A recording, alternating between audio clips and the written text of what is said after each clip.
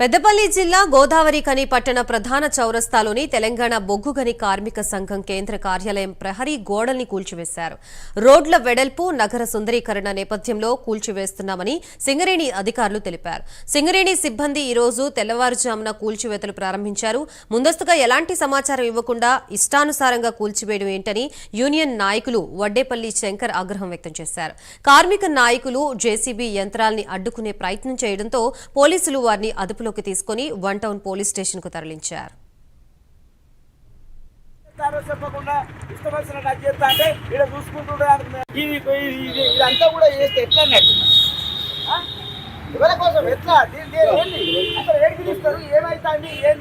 దీన్ని ఏం చేయాలనేటువంటి నాకు స్ట్రక్చర్ ఇవ్వండి, మళ్ళీ రేపు ప్రాబ్లం కాకుండా మీరు తీసేస్తే మా మీద దాడి అన్నట్ట.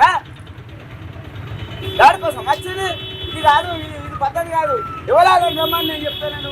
నాకు సమాచారం లేకుండా నేను ఒక వైస్ ప్రెసిడెంట్ను, లోకల్ ఉంటాం మేము, ఈడ ఉంటే ఈడ పెరిగినాం మేము.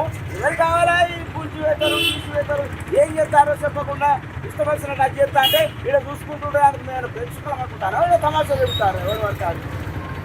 మర్యాద చెప్తుర్రా, మాకు ఒక మాట చెప్పినట్టయితే దాన్ని తీసి మేమే పక్క పెట్టుకుంటామో లేకపోతే ఏం చేసుకునేటువంటి చేసుకుంటాం. మేము ఇష్టం వచ్చినట్టు దాన్ని అది చేసుకుంటూ పోతే ఎవడో కనీసం మినిమం సమాచారం ఇవ్వకుండా వచ్చి కూల్చేస్తే ఏమన్నట్టు దాడా? ఇదంతా కూడా చేస్తే ఎట్లా అన్నట్టు?